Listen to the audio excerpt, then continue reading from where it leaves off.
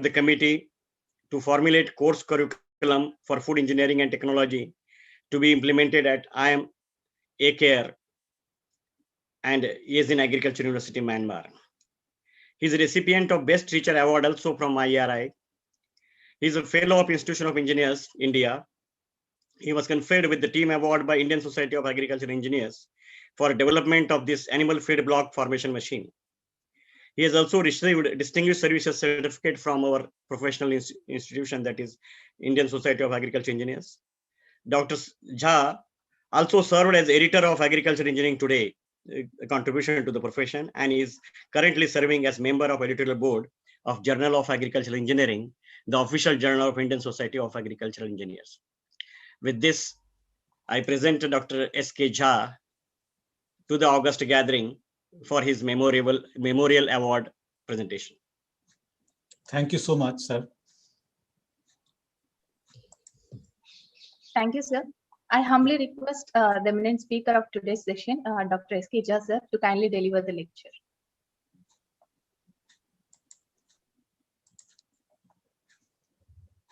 आज का लेक्चर शुरू करने से पहले मैं आदरणीय शास्त्री जी को सत नमन करता हूं और उन्हें अपनी तरफ से श्रद्धा सुमन अर्पित करता हूं. Respected chairperson of the session, Dr. R.T. Patil ji, former director of Central Institute of Post-Harvest Engineering and Technology. Respected Director IARI, respected Dean and Joint Director Education, Madam Rasmi Agarwal, Associate Dean Dr. Manjaiya, heads of the divisions, professors of different disciplines of IARI, invited guests, and students. It's a great pleasure and honor to be named for this award. I thank jury members for approving my contributions to be worth for this award. Patil sir, I am truly blessed to have you here as chairperson of this session, and your positivity that you have always in your life has made me more vibrant to as a speaker today. Chairman sir, we talk about, and as our director sir also said now, that how much loss we have, and in post-production system, two things that is being talked always, that how to reduce loss when we grow, and we grow for losing. So how to reduce it, and then another very important thing, that how much value we can add. So these two things, when we compare, are very low in the current situation. Even if we look at the CFET report, that study has shown that we have been able to reduce the loss to a great extent, but in absolute quantity, because production is increasing year after year. So the absolute quantum of loss is very high, and therefore monetary loss, as our director said, is absolutely and is very high even now. Value addition, if we compare with many other countries, we are lagging far behind. We are currently only adding value to the level of 10%, whereas many countries it is up to 78%. So the gap is very high, and therefore from the professionals in this line, the expectations are very high. Chairman sir, I have given a small title to a very small contribution that I have made in my professional career, that processing for feed and food. Obviously, I have divided my contribution into two parts. First is feed processing, engineering solution to it, and second is food processing, where I will mostly put up on food extrusion as a technique, roasting, and flaking. Sir, in this slide, I am trying to show the feed, what the problem is. You can see how the feed is transported in different parts of the country, how unhealthy, unhygienic, unhealthy practice and unsafe practice it is, how we store it. It requires a lot of space. And at the same time, what we are doing, this is a burning problem. The burning that we see in the field that photograph is showing, it is a huge problem in the country. And at the same time, the bottommost slide, you can see that our animals are looking the food in garbage. That is the situation, somewhere depicting it. So the problem is enormous. A small solution, what it could be, is densification. Densification, we have techniques like baling. We had techniques like pelleting or briquetting. We tried to look into in between, a solution in between baling and pelleting. In baling, we need to tie. In pelleting, although volume reduction is very high, but that requires a lot of energy because you need to crush the material to a very small size. And if you are crushing a biomass, then energy requirement is very high. So in between that, we reduce the size but not grind it, and still you press it. So when you densify, you need to apply a pressure. When you apply pressure, it can, but they are not good cohesive materials. So when you remove, they may try to start disintegrating. So we started with a small study, figure in top that shows a small laboratory machine that we made, and we tried to study the relationship between pressure, moisture content of feed, and the density achievable. So the graphs are representative of that. The table that shows it is also representative. We did large number of studies on large number of biomass material. And the volume reduction factor that we can see is actually useful for us. As much volume reduction factor more, that means we can corresponding saving in transport cost and storage cost we can do. So we made these studies in the beginning. This is one study that we did on cotton stalks. And here we made because it has slightly different property than other biomass like our rice or wheat. And we tried to find out the pressure and moisture, and even if it was not possible at all, we tried to use some binder also, that let us bind it and keep it a stable block, because stability of block when we remove pressure is very important. So we tried to find out, and we published it in Biosystems Engineering. As we can see, through this, we could reduce the transportation cost by 76% and storage cost by 88% if we put into a block form. So that is a significant saving in storage and transportation of the material. With initial studies, we tried to move ahead with feed block formation. I have depicted the unit operations that are required in the process. That includes size reduction, drying, because if higher the moisture, the resiliency in the material is very high.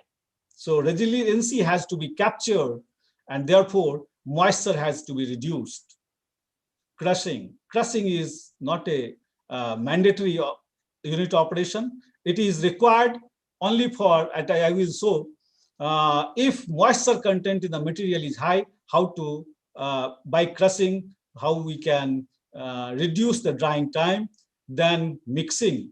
If we want to make a complete feed block, like for animals, for different types of animals, we need to mix with mineral mixture, we need to mix with cakes and many other materials. So then in that case, because all these materials have different size, different bulk density, so mixing has to be properly done. Otherwise, one block will have total roughage, another block will have total concentrate. So to take care of that, we worked on mixing. Then we have to do compaction.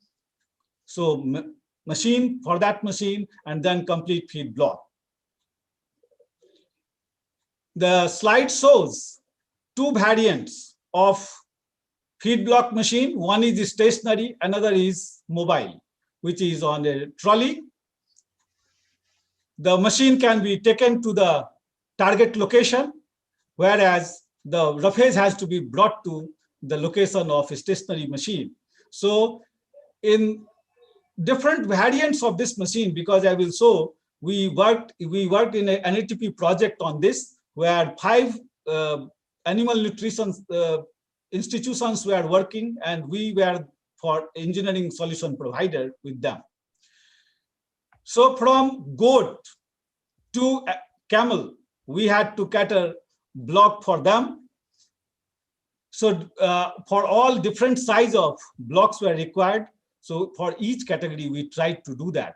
So from 8 by 8 centimeter block, cross-sectional block, to 37 centimeter by 37 centimeter block cross-section of that cross-section, we tried to develop machines for that. This particular machine is stationary machine that you see in the figure. It has capability to raise pressure to the level of 6,000 psi with an output capacity of 30 to 40 blocks per hour. And it can produce a material block of 20 by 20 centimeter block. We published this work in agricultural mechanization in Asia, Africa, and Latin America in this journal. And this particular technology has been commercialized. 2 firms have signed MOU, that is a Standardized Hydraulics India and Perfect Hydraulics Machine India Private Limited, with a license fee of 5 lakhs each.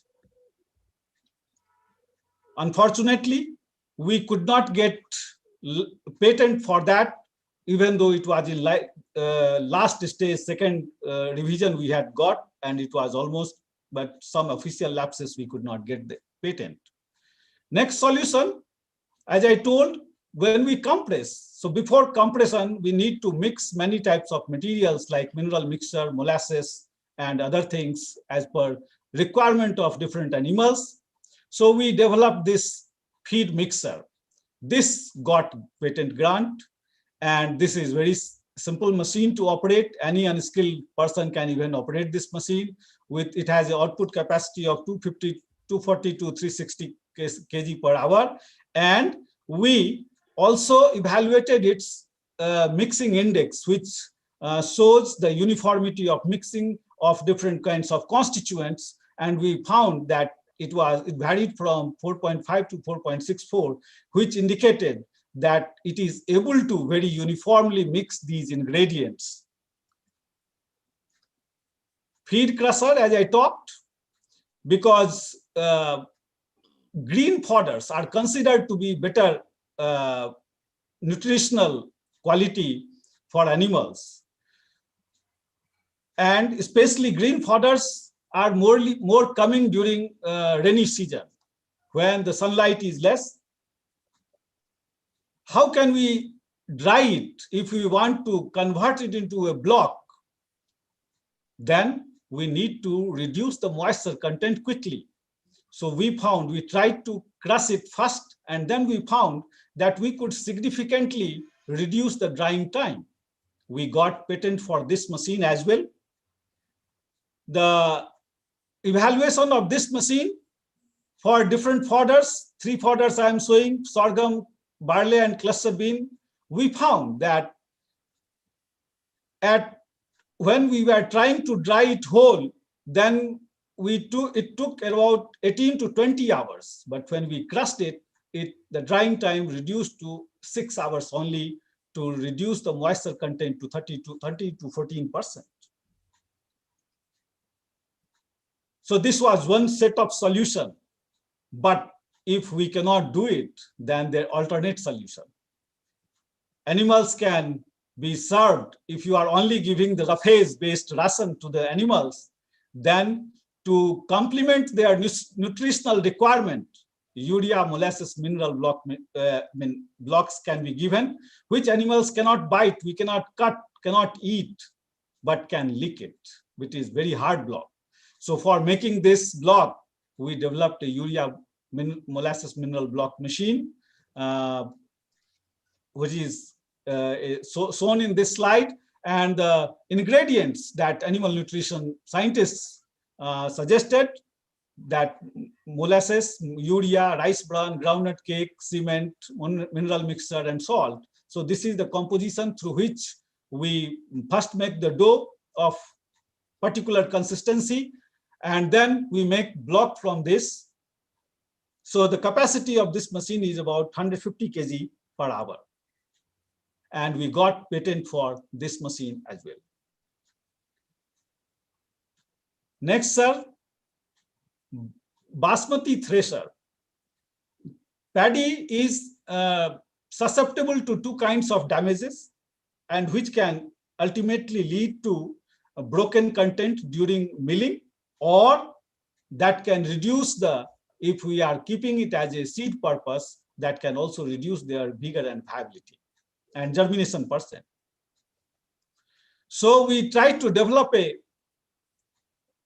thresher where mechanical injury to the grain can be reduced, because rice is susceptible to mechanical injury during threshing and thermal and moisture stress during drying.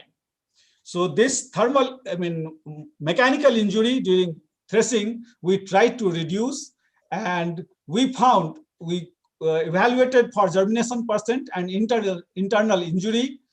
We have compared with manual, that conventional thresher, and this thresher, and we also compared with combined threshing, and we found that in this particular device, the germination percent we could maintain more than 90%, and internal injury we could reduce to less than 6%, which was significant. And we also got a patent for this machine. Now, next, I'm moving on, Chairman Sir, to food processing. Now, feed processing part I have completed. I am moving to food processing. And in this, I would like to tell that the first grain that was that attracted me was pearl millet. Pearl millet has the strength that it has good vitamin and mineral content, and the biggest one is it is gluten-free. But it has certain inherent problems with processing point of view. It has dull color, which is normally not consumer friendly. It does not attract consumer. Presence of anti-nutritional factor that reduces its digestibility, low shelf life of flour. It turns bitter within few days. And protein quality is limited by low level of lysine. So when we process, then we try to address these issues. So with this, I have tried to develop some intervention, small interventions I have tried to make. The first intervention I tried to, how can we enhance the shelf life of flour? So 3-4 pre-milling treatments I tried, which included pearling, steeping, thermal treatment, in which dry heat and hydrothermal treatment both included. And we found that by pearling or steeping or dry heat treatment, we could only by few days we could extend, but hydrothermal treatment gave a significant improvement in shelf life of this flour up to 2 months. We published this in 2 journals, Journal of Food Processing and Preservation and Indian Journal of Agricultural Sciences. Another intervention we made in terms of rice. Rice is quite popular. Popcorn is quite popular.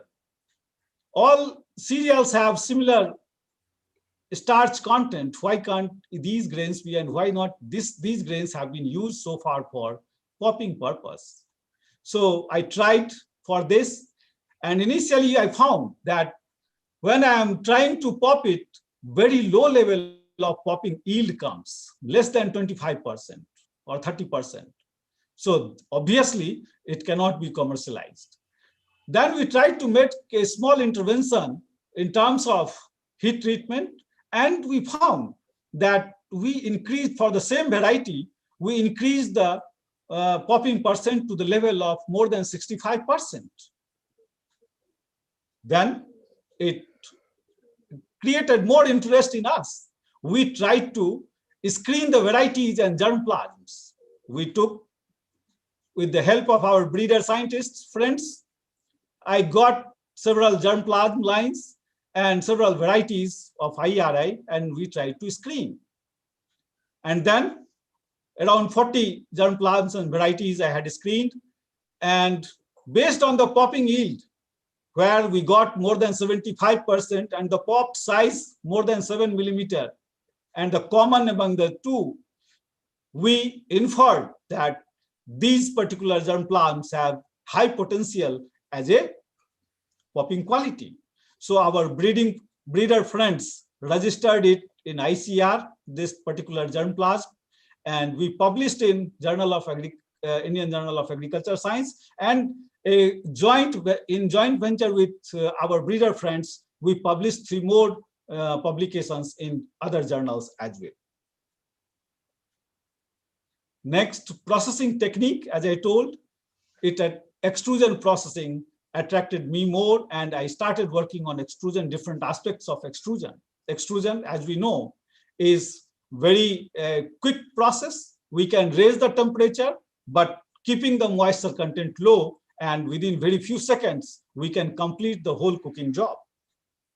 So it has several advantages, including not only the nutritional and retention in the food, being very high throughput capacity, and without little or no effluent being generated in the process.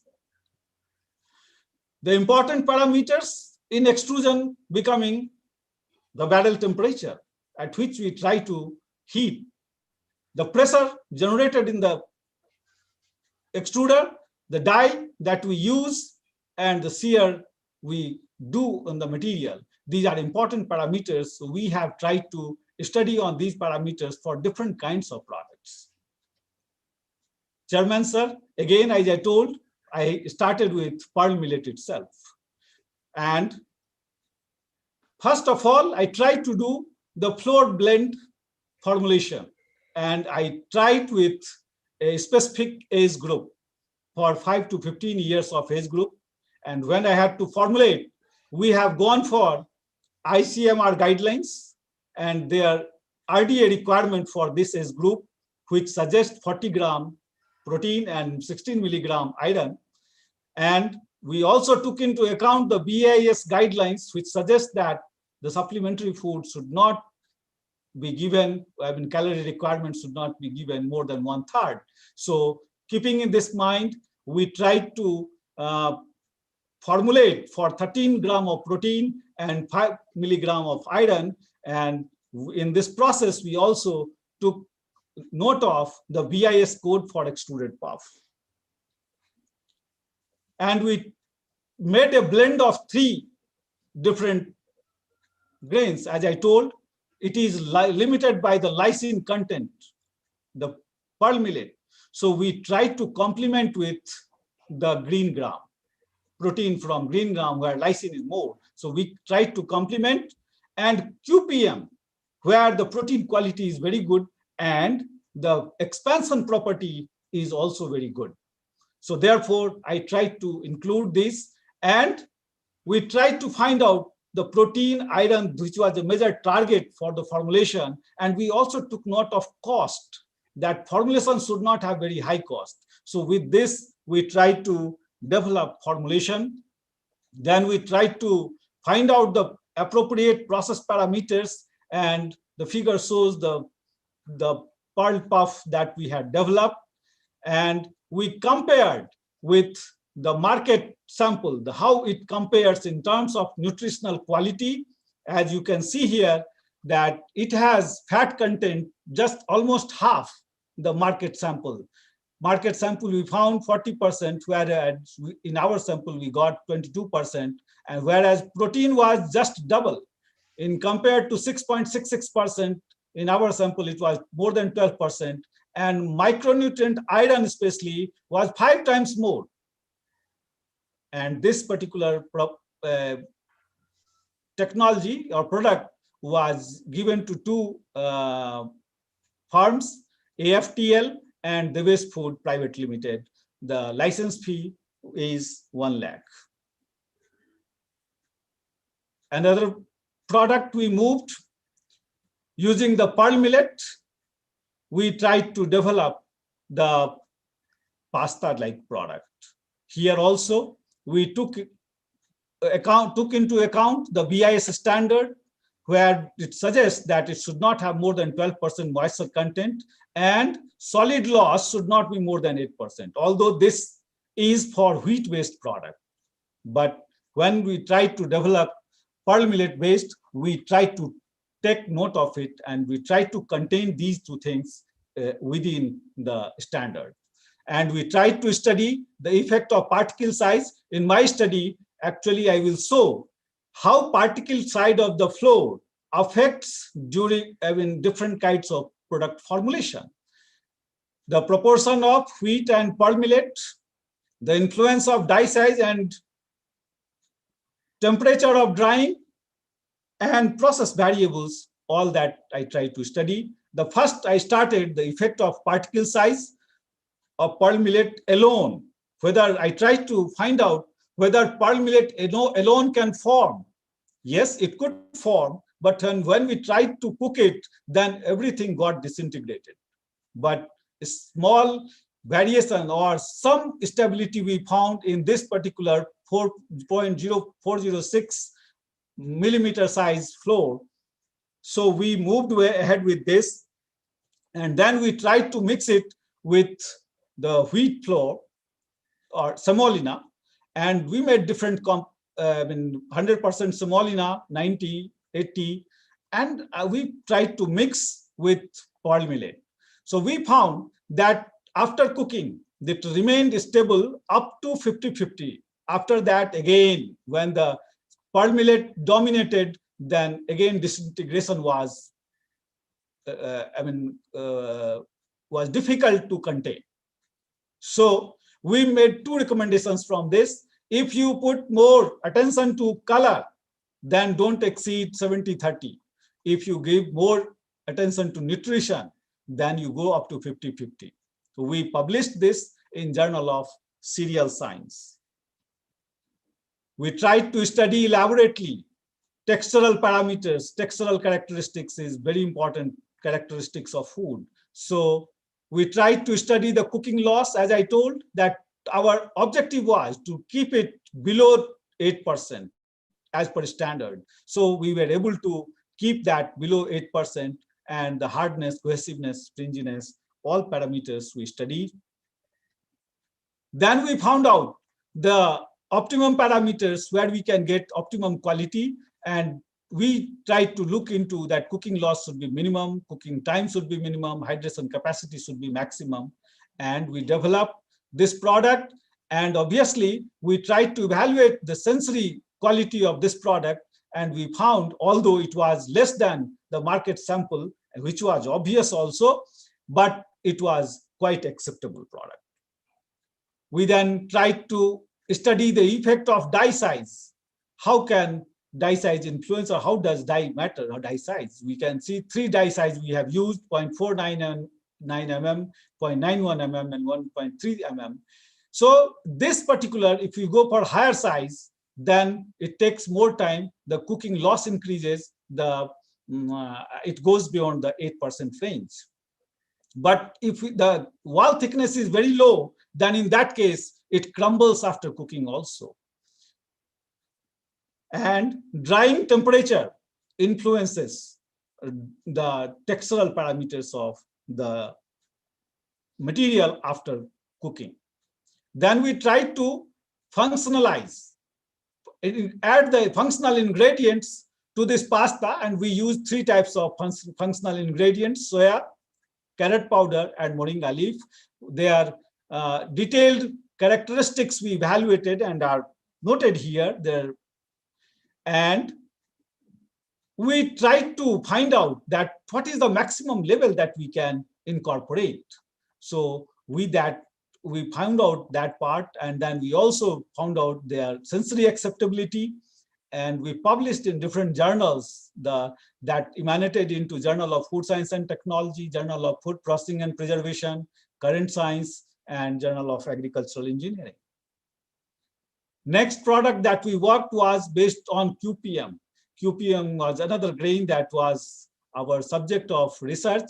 So we took QPM and we tried to incorporate finger millet and carrot powder into it.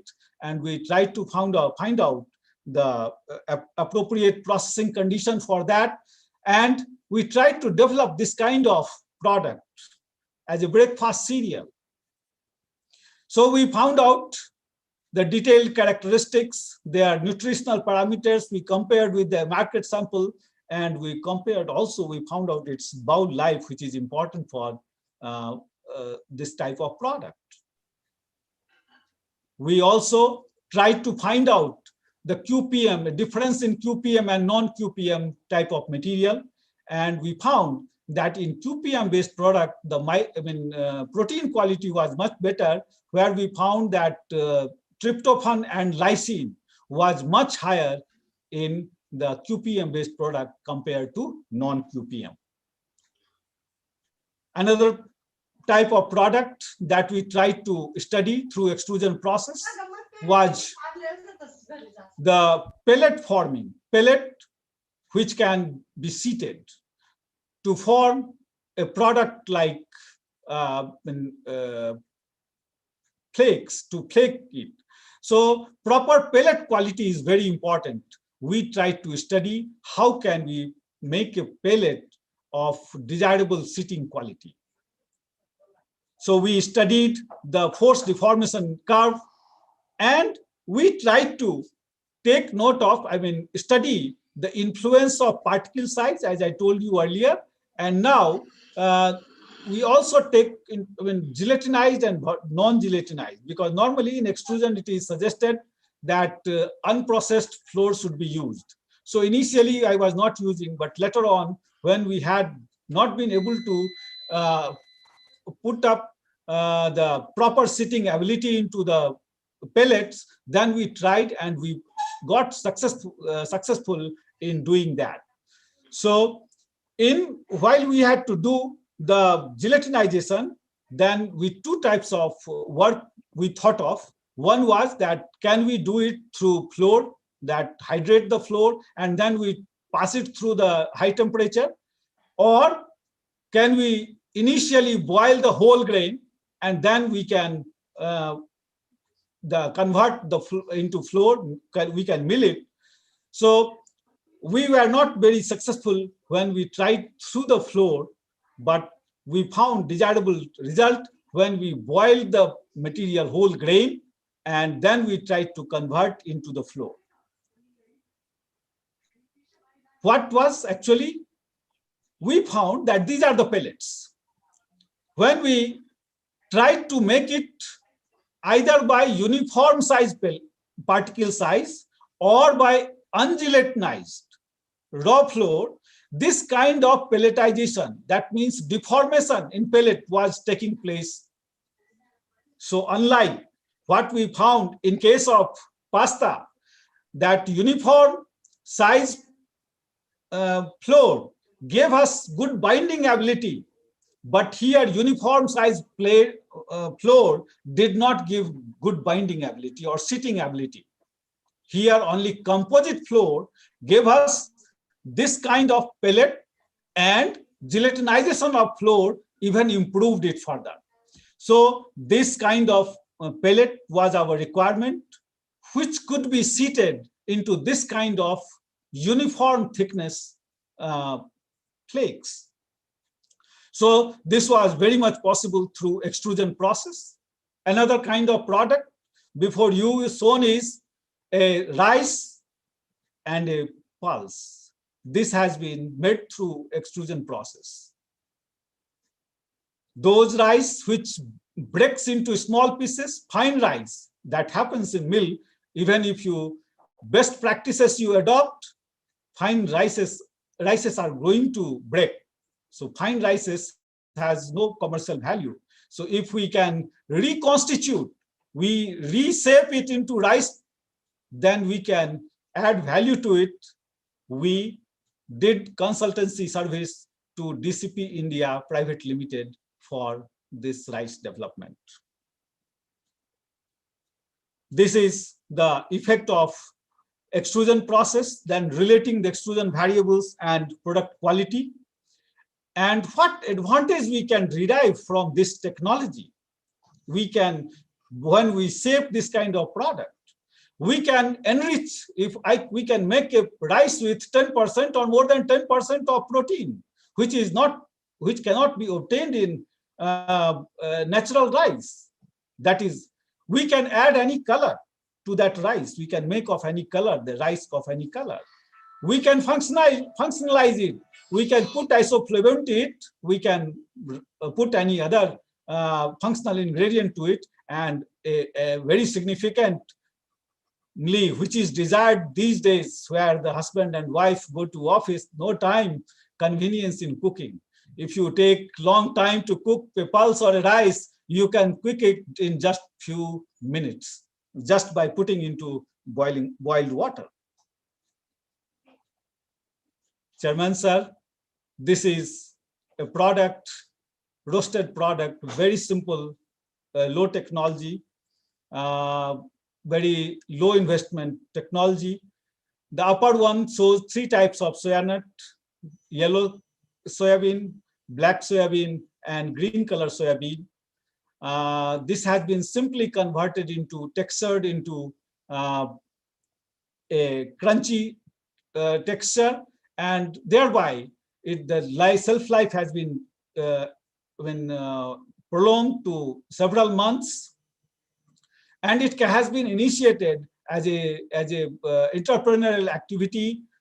5 firms have signed MOU for this product and are developing and earning money with this. And 2 more products on the same line we have added, that is bitter gourd chips and corn nut. And these 2 products are have been included into our commercialization unit, and we are going to soon, we already have a person to get commercialization of these 2 products. This is flakes, sir. This is from whole grain that can be done. How can? So we have made a detailed study. Upper one is black and yellow soybean. Lower one is the corn. One is through extrusion process. Another is through grit. And one is our bread variety, Pusa Green 112 chickpea, which remains green even after maturity, and keeping its natural green color, we have tried to seed it into flakes form. So with this, I am going to complete my presentation, but before I complete, I put on record acknowledgements to my students. A lot of my students have worked on these products and technologies. My project teams, starting from agricultural engineering, where the feed block work was carried out. I wish to thank all the scientists in Division of Agricultural Engineering. Whatever small work I have done, a strong foundation was placed in me in that division. So I owe a lot to that division. Thanks to each one of them. I put on record my thanks to all the head of the departments with whom I got an opportunity to work. Their support, I thank each one of them. I put on record my thanks to our joint directors and director, include current and the previous one also, whose support, guidance allowed me to work freely and to achieve whatever small achievement I have made. in my career. Thank you. Thank you all.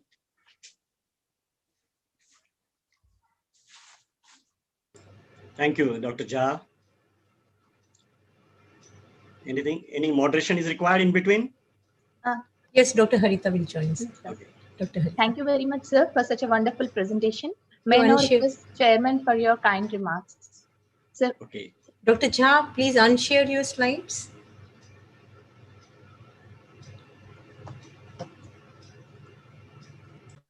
Director IRI, Dr. A.K. Singh, Deans and Joint Directors of IRI, heads of the divisions of IRI. Many of them, they are my good friends. I'm really happy that I could be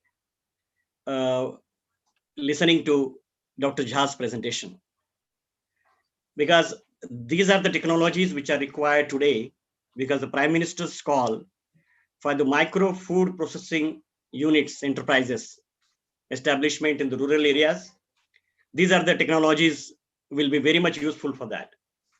Coincidentally, whatever Dr. Jha has presented, I have also worked on those areas. It is really coincidence. I was trained in extrusion at Colorado State University in 1985. Then we established a laboratory of extrusion with the dry extruders, wet extruders, and different type of extruders at CI Bhopal. I am glad that Dr. Jha has worked on the extrusion now. Another thing is that for fodder, what technology you have developed. Coincidentally, I have also worked that during my PhD at University of Saskatchewan, because you know the Canada kind of country, which is 3 times of our area, but having only 2.5 crore people. So their agriculture mostly depends on export. They exported grain, but when all other countries, they became self-sufficient, they could not export. Then they started finding out what are those areas where we can export. And it was identified that most of the developed countries, except India and Nepal, we are vegetarian. All other countries are non-vegetarian, and they can rear the animals, but they cannot grow fodder for them, because the fodder also requires a lot of land. And they don't grow the kind of things we grow, because as the director said, that we produce about 295 million tons of food grains, but at the same time, we produce about 600 million tons of biomass. And this biomass is a very good animal feed. So there in Canada, they identified that alfalfa is a very good animal feed. And that fresh alfalfa, after drying at very high temperature, short time, it was made in the form of cubes. And those cubes were exported to the European countries and Japan, where the countries are small, dairy and cattle, that is beef cattle, that is huge, but they cannot grow the fodder for them. And that fodder was sold at the rate of food grains that time. So that was a very good alternative for them to go in for growing alfalfa, processing it, making into the form of cubes, and then exporting them. Today, we have the similar challenge in this country, because earlier, almost every farmer used to have the milch animals. And that is why all this biomass which was produced, which is now, or which is good for animal feed, it was stored in all different farming houses, just like food grains. Why we have the problem of loss of food grains in our country? Because farmer doesn't want to store it. He just goes to the market and sells everything, whatever he has grown. The combines which have come, they directly take that food or the grain to the market. If these food grains were stored in all different households in the villages, I think we would not have a problem of storing the food grain and like that. The similar is for fodder. Fodder, what you have worked for, that technology will go in the long way, because all farmers, or most of the farmers, they don't have milch animals now. And the milch animals or dairy business has become a separate. You will find that the farmer who does agriculture, he may not be doing dairy, but who does the dairy totally, he may not be having agriculture with him. And that is why this product can be sold commercially, because when in the areas where they don't grow that much. For example, wherever the horticulture crops are taken more, or wherever, for example, Rajasthan and places like that, there many times we'll find that shortages of fodder is there. And that is why this your technology of densifying it so that its volume is less, it can be transported, it won't break during transport, and total mixed ration you can produce with this TMR. That is the term in the animal husbandry, that they need a total mixed ration for the animals, so that there will be fodder which is having the longer fiber length, concentrates and things like that at one place, and that can be done only with your kind of technology. Extrusion, of course, for all these processing industries, when you have dal mill processing industry, we have the rice mill processing industry, their byproduct is husk, but at the same time the brokens.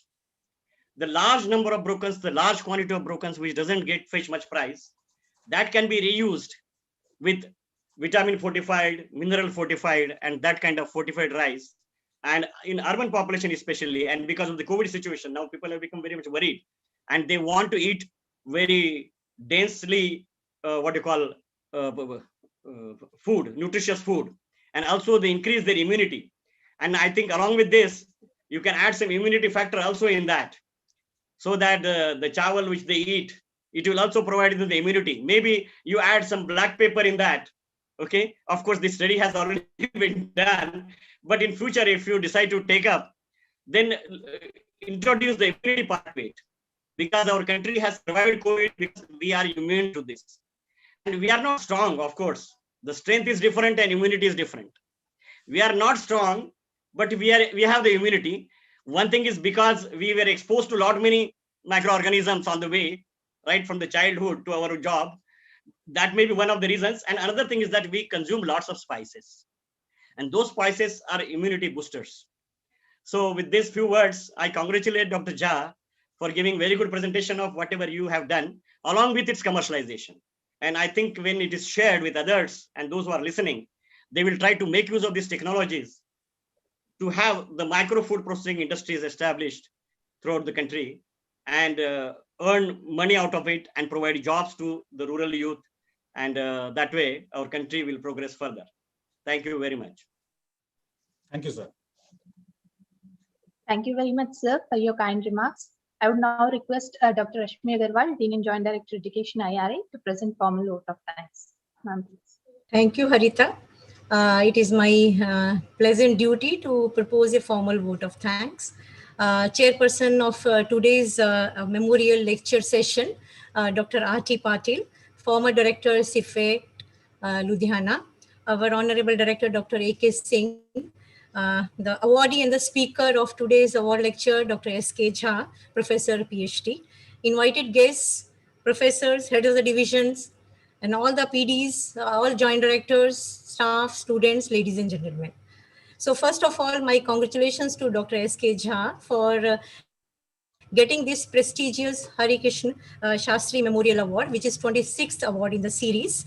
And Dr. Jha very nicely presented. It was an excellent presentation, which had a lot of technologies in terms of value addition and fabricated food. So many of these technologies are already commercialized, and more will be commercialized. And this is really for all the attendees, invitees, and the students especially, they can look forward to take up, as very rightly said by our chairperson also, that some of the technologies can be taken up for entering into the entrepreneurship also. So thanks, many thanks to Dr. S.K. Jha for accepting the invitation and presenting before all the attendees a beautiful lecture. So my sincere thanks and heartfelt thanks are to, first of all, to Dr. R.T. Patil. Sir, on a very short notice, you made it a point and chaired this session. And with all your summing up points, it was a very nice to see you here on this platform. And you spared your valuable time from your maybe busy schedule. And on a very short notice, you came and graced the occasion, sir. We are so thankful, sir. So I'm also very thankful to all the distinguished guests and invitees who attended this prestigious award lecture. And my heartfelt thanks are to our director, Dr. A.K. Singh, for giving all the support and attending this lecture. Lastly, I'm thankful to all the heads of the division, professors, students, faculty, and all others who joined this lecture. And in the end, I would like to thank the team who could make it possible as a virtual mode, sir. Many people are working behind the scene to make it a success, and including Dr. Harita. So thanks to each one of you who joined and made this event a very successful event. So with these words, thank you one and all. Thank you, everyone. Thank you, Daksha. Thanks once again.